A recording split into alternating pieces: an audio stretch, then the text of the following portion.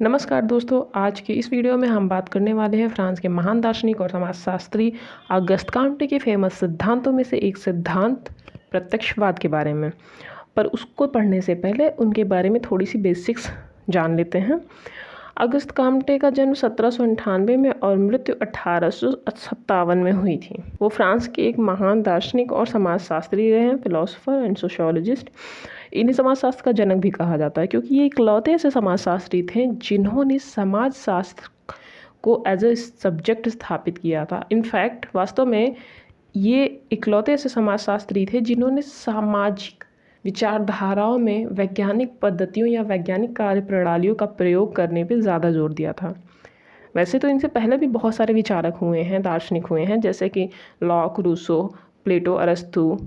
पर इनका क्या मानना था कि ये अपनी विचारों के आधार पे जो सोचते थे समाज के बारे में, उसी से डिफ़ाइन कर देते थे कि समाज ये है। पर ये कहते थे कि किसी एक व्यक्ति या किसी एक इंसान का जो भी सोचने का नज़रिया है वो ज़रूरी नहीं है कि सारे लोग माने, और ज़रूरी नहीं है कि वो सही भी हो। तो इसलिए आप किसी के भी कहने में आके कल्पनाओं वाली बातों पे ना जाओ। आप खुद जाके चीज़ों को देखो, समझो और उनको वैज्ञानिक तरीके से अध्ययन करो, फिर जाके बोलो ना कि हाँ ये सब चीज़ें सही हैं। तो ये समाजशास्त्री ऐसे थे जिन्होंने समाज का अध्ययन करने के लिए वैज्ञानिक कार्यप्रणालियों पे जोर दिया था। अब बात करते हैं इनकी बुक्स के बारे में। तो दो फेमस बुक्स, पॉजिटिव फिलॉसफी और पॉजिटिव पॉलिटी। अब बात करते हैं सोशियोलॉजी को एज अ सब्जेक्ट कब मान्यता मिली थी। तो वो 1938 में 1938 में sociology as a subject university में पढ़ाई जाने लगी थी। सर्वप्रथम ये फ्रांस के ही समाजशास्त्री थे, तो फ्रांस की ही यूनिवर्सिटियों में पढ़ाई गई थी। और अगर बात करें भारत में, तो भारत में सर्वप्रथम मुंबई विश्वविद्यालय में, उसके बाद लखनऊ, यूपी के लखनऊ विश्वविद्यालय में पढ़ाया जाना शुरू किया गया था। और समाजशास्त्र का नामकरण अगर हम बात करें तो समाजशास्त्र जो नाम मिला है उससे पहले उसे सामाजिक भौतिक शास्त्र या इंग्लिश में सोशल फिजिक्स बोला जाता था। पर बाद में इन्होंने अर्थात ऑगस्ट कॉम्टे ने इसका नाम चेंज करके सोशियोलॉजी रख दिया था। तो ये कुछ बेसिक्स थे सोशियोलॉजी से रिलेटेड। अब बात करते हैं इनके योगदान के बारे में या इनके फेमस सिद्धांतों के बारे में जो इन्होंने समाज के बारे में दे रखे हैं। पहला इनका सिद्धांत था प्रत्यक्षवाद, पॉजिटिविज्म। दूसरा है लॉ ऑफ 3 स्टेजेस, 3 स्तरों का नियम, जिसके बारे में मैंने प्रीवियस वीडियो में बताया है। और तीसरा है रिलीजन ऑफ ह्यूमैनिटी। चौथा है हायरार्की ऑफ साइंस। और पांचवा है social statics and social dynamics. और सबसे last stage of thinking and social organisation. तो आज हम बात करने वाले हैं प्रत्यक्षवाद के बारे में। प्रत्यक्षवाद है क्या, इसको समाज के क्षेत्र में कैसे लागू किया गया था और इसमें किन किन बातों को मुख्यतः ध्यान दिया जाता है, इसके बारे में आज बात होगी। प्रत्यक्षवाद के बारे में जानने से पहले थोड़ा सा बेसिक्स जान लो प्रत्यक्षवाद के बारे में भी, कि प्रत्यक्षवाद कि अगर हम जनक बोलें या फादर ऑफ पॉजिटिविज्म किसे बोला जाता है, तो कॉम्टे को ही प्रत्यक्षवाद का जन्मदाता भी माना जाता है। और अगर हम बात करें प्रत्यक्षवाद शब्द की, तो इसका सिंपल सा मीनिंग होता है कि प्रत्यक्षवाद मतलब आप प्रत्यक्ष चीज़ों को देख के समझ रहे हो या जान रहे हो या ज्ञान प्राप्त कर रहे हो या किसी निष्कर्ष पे पहुंच रहे हो। तो वो किस तरह के सब्जेक्ट्स में आप करते हो, विज्ञानों में, जैसे कि बायोलॉजी या केमिस्ट्री या फिजिक्स या गणित। इन सारे विज्ञानों में क्या करते हो आप, प्रत्यक्ष जाते प्रैक्टिकल करके चीज़ों को अध्ययन करते हो। तो उसी तरह प्रत्यक्षवाद का सिंपल मीनिंग क्या होता है कि वैज्ञानिक। कॉम्टे का मानना था कि समग्र ब्रह्मांड अपरिवर्तनीय प्राकृतिक नियमों द्वारा व्यवस्थित तथा निर्देशित होता है। अर्थात ये जो संपूर्ण ब्रह्मांड या संपूर्ण सृष्टि चल रही है, ये कैसे व्यवस्थित है और कैसे निर्देशित है, ये अपरिवर्तनीय प्राकृतिक नियमों द्वारा। मतलब कि ऐसे नियम हैं जो चेंज नहीं हो सकते, मतलब कुछ निश्चित नियमों के द्वारा ये पृथ्वी काम कर रही है। तो इनका मानना ये था कि ये जो नियम हैं, इन्हें अगर आपको समझना है तो ये धार्मिक या तात्विक विचारधारा के आधार पर आप नहीं समझ सकते। आपको इनको समझने के लिए विज्ञान की ज़रूरत पड़ेगी या विज्ञान की विधियों का प्रयोग करना पड़ेगा। और वैज्ञानिक विधियों में जो होता है वो कल्पना का कोई स्थान नहीं होता। देखो लिखा हुआ है यहाँ पे, वैज्ञानिक विधियों में कल्पना का कोई स्थान नहीं, ये तो निरीक्षण, परीक्षण, प्रयोग और वर्गीकरण की एक व्यवस्थित कार्य प्रणाली है।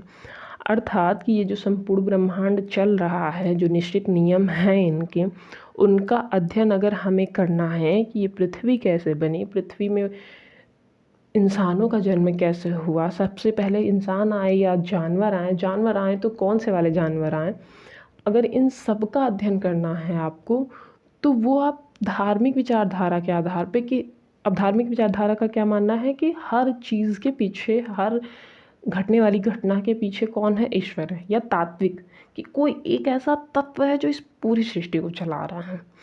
तो ये जो धार्मिक और तात्विक विचारधारा है ना, उनसे आप इनका अध्ययन नहीं कर सकते, इसलिए क्योंकि ये जो चीज़ें होती हैं ये कोरी कल्पनाओं पर आधारित होती हैं। इनका सत्य होना या असत्य होना ये भी कोई निश्चित नहीं होता है।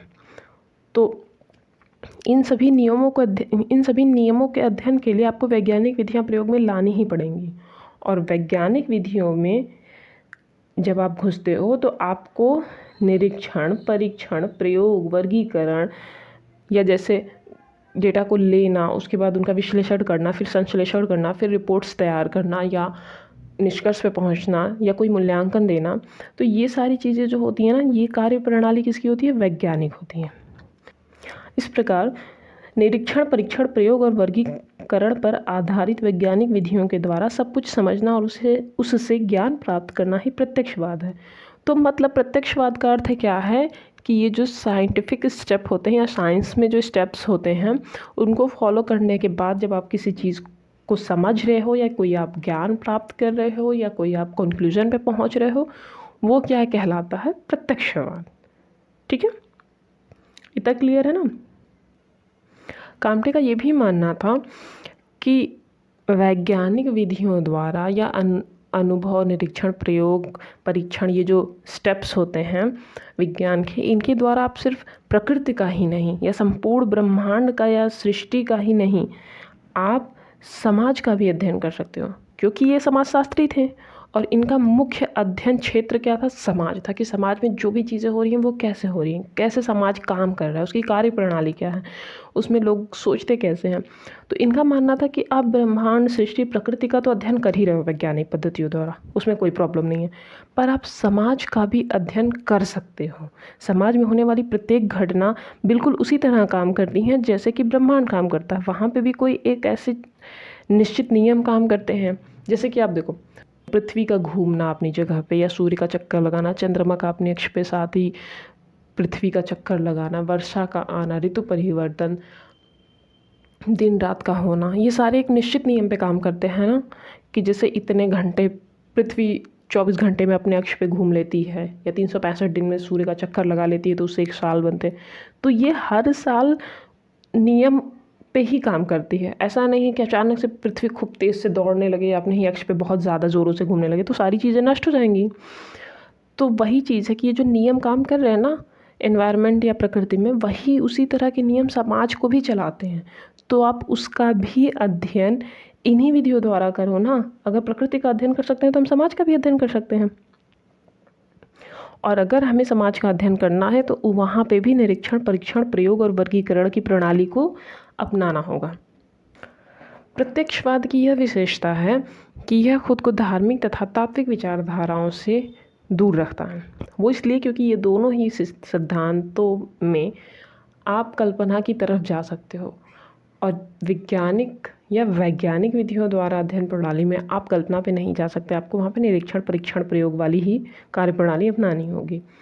तो इसको आप समझने के लिए एक एग्जाम्पल देखो कि एक व्यक्ति ने मान लो जहर खा लिया है, तो इस घटना की व्याख्या करने के लिए अगर आप तीनों तरह के विचारधाराओं पे जाओगे तो धार्मिक विचारक और तत्व विज्ञानी और वैज्ञानिक मत ये बिल्कुल अलग अलग होंगे। धार्मिक विचारधारा वाले लोग क्या बोलेंगे, इसकी मृत्यु ईश्वर ने निश्चित की थी, ईश्वर की इच्छा थी, ईश्वरीय इच्छा से ये मर गया। क्योंकि वो धार्मिक है ना, तो वो हर चीज़ में ईश्वर को रिलेट कर ही लेंगे। उसके बाद अगर आप तत्व विज्ञानी से पूछने जाओगे तो उसका ये है कि आना जाना, ये मिलन, जुदाई, ये सारे रूल चल रहे हैं तो ये होना है, तो उसका मरना लिखा था तो वो मर गया। पर अगर वैज्ञानिक मत आप जानना चाहोगे कि वो किस तरह इस घटना को देखते हैं, उसकी व्याख्या कैसे करते हैं, तो उसका सिंपल सा आंसर है, एक डॉक्टर आएगा, वो उस बॉडी को देखेगा, उस बॉडी के आसपास जो भी चीज़ें हैं वो देखेगा, उसने क्या खाया या क्या खाया होगा उसका अनुमान लगाएगा, फिर उसके बाद उस सैंपल सारे इकट्ठा करके लेके जाएगा, उसका एनालिसिस करेगा, फिर उसके बाद रिज़ल्ट निकालेगा कि हाँ इसने ये जहर या ये चीज़ खाई थी, उसका केमिकल रिएक्शन हुआ उसकी बॉडी में और फिर उसके बाद उसकी डेथ हो गई। तो ये जो इस डॉक्टर ने किया ना, ये प्रत्यक्ष उसने किया, वो कल्पना पे नहीं गया। प्रत्यक्ष मतलब आप इंद्रियों द्वारा और प्लस आप अपनी बुद्धि का भी इस्तेमाल कर लो, इंद्रियों द्वारा चीज़ों को देखते हो, स्वाध्ययन भी करते हो, साथ ही साथ अनुभव करते हो, प्रयोग भी करते हो, तब जाके आप कोई रिज़ल्ट देते हो या कोई निष्कर्ष निकालते हो। उस डॉक्टर ने क्या किया कि ऐसा नहीं कि वो आया और बैठा आपने तुरंत निष्कर्ष दे दिया, नहीं, उसने सारी चीज़ों को इकट्ठा किया, देखा, बॉडी का निरीक्षण किया, फिर ना वो रिज़ल्ट पे पहुंचा। तो प्रत्यक्षवाद यही करता है, वो कल्पनाओं पे या सट्टेबाजी पे नहीं जाता, संयोग या अनुमान पे नहीं जाता, वो जाता है सिर्फ और सिर्फ एक्सपेरिमेंट्स पे, यानी कि प्रयोग पे। अब अगर हम बात करें प्रत्यक्षवाद की विशेषताओं के बारे में, तो जैसे मैंने आपको बताया कुछ निश्चित सामाजिक नियम, जैसे कि अगर आप समाज का अध्ययन करने जा रहे हो प्रत्यक्षवादी विधियों द्वारा या पॉजिटिव अप्रोच के साथ, तो समाज में क्या है, जैसे कि ब्रह्मांड में कुछ निश्चित नियम है, उसी तरह समाज भी कुछ निश्चित नियमों द्वारा ही चलता है कि हाँ यहाँ पे ये चीज़ें लागू होंगी, ये लोग आपस में विवाह कर सकते हैं और ये हमारे पूजनीय हैं। चाहे आपने दुर्खेम का टोटमवाद सुना होगा, ये वस्तु की पूजा होगी, इस पेड़ की पूजा होगी, तो वो जो भी है सामाजिक नियम, या समूह में रहेंगे, ये लोग यहाँ पे नहीं रहेंगे, वो लोग वहाँ पे नहीं रहेंगे, तो कुछ निश्चित सामाजिक नियम होते हैं। तो प्रत्यक्षवाद भी यही मानता है कि जिस प्रकार प्रकृति में कुछ निश्चित नियम होते हैं और ये चेंज नहीं होते हैं, उसी तरह समाज भी कुछ निश्चित नियमों पे काम करता है और वो चेंज नहीं होते हैं। तो हम उन नियमों का पता लगा के समाज में होने वाली घटनाओं का अध्ययन कर सकते हैं। फॉर एग्जांपल, अगर समाज में नारी की स्थिति दयनीय है या शिक्षा का स्तर गिरा हुआ है, तो आप ऐसे किसी एक व्यक्ति की कल्पना के आधार पर तो नहीं जाओगे कि उसने बोला कि स्त्रियाँ ही चरित्रहीन है या स्त्रियों में ये कमी है या वो पैदा ही नहीं हुई है पढ़ने के लिए। नहीं, आप जाओगे, देखोगे, समाज में अध्ययन करोगे, स्त्रियों से बात करोगे, आदमियों से पुरुषों से बात करोगे कि क्या रीज़न हो सकते हैं इनके पिछड़ने के, तो उन नियमों का पता लगा सकते हो। उसके बाद फिर आप वैज्ञानिक तरीके से उसका अध्ययन कर सकते हो। दूसरा पॉइंट है कि प्रत्यक्षवाद का दृष्टिकोण एवं कार्यप्रणाली वैज्ञानिक है। पहली विशेषता ये है कि नियमों का अध्ययन करो और आप निष्कर्ष तक पहुंचो। दूसरी विशेषता ये है कि ये वैज्ञानिक दृष्टिकोण और कार्यप्रणाली के साथ काम करती है, ये कल्पनाओं पे काम बिल्कुल भी नहीं करती। जिस घटनाओं के बारे में ये अध्ययन नहीं कर सकते या इन्हें लगता है कि जिस घटनाओं में कल्पनाएं या अनुमान लगाने की ज़रूरत है, उनसे ये खुद ही दूरी बना लेते हैं। इन्हें पता है, जैसे फॉर एग्ज़ाम्पल एक नाविक है, वो समुद्र में जा रहा है, उसे पता है कि समुद्र बहुत गहरा है, पर वो गहराई नाप नहीं सकता या उसमें उसकी जान का खतरा है, तो वो क्या करेगा कि उसको जहाँ पे जाना है वो उस जगह पे जाएगा, ना कि समुद्र के बीच में। ठीक उसी तरह प्रत्यक्षवाद भी है कि उसे अगर लगता है कि ये जो चीज़ें हैं इनके अध्ययन में कल्पना या वैज्ञानिक पद्धतियों का प्रयोग हम नहीं कर सकते, तो उन सब क्षेत्र से ये अपने आप को असंबद्ध रखता है, मतलब उससे संबंधित नहीं रखता खुद को, क्योंकि उसे पता है कि वहाँ पे वो जाके अध्ययन उसका रुक जाएगा। जैसे आपने देखा होगा कहीं कहीं ऐसा होता है कि विज्ञान जाके फेल कर जाता है, तो वो यही चीज़ है कि आप प्रत्यक्षवाद में जब आप अध्ययन करने जाओगे तो सच में ऐसी कुछ चीज़ें होती है जहाँ पे आप वैज्ञानिक पद्धतियाँ नहीं लगा सकते, तो वहाँ पे प्रत्यक्षवाद जाता ही नहीं है, खुद को नहीं ले जाता, क्योंकि वो प्रयोग और निरीक्षण पे आधारित होता है ना, तो वो ऐसे कल्पनाओं वाली चीज़ों पे या जहाँ पे ये सब चीज़ें काम ना करे वहाँ नहीं जाना चाहता।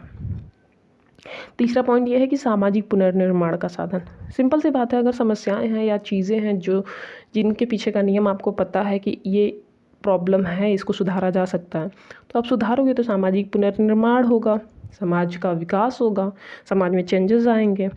और सबसे इम्पॉर्टेंट, यथार्थ ज्ञान, अर्थात प्रत्यक्षवाद जो है वो कोरी कल्पनाओं पे ना जाके सिर्फ और सिर्फ यथार्थ ज्ञान, वास्तविक ज्ञान क्या है उसके पीछे भागता है, ज्ञान का ही संग्रहण या ज्ञान को एकत्रित करना एकमात्र उद्देश्य है प्रत्यक्षवाद का। तो आज के लिए बस इतना ही। धन्यवाद।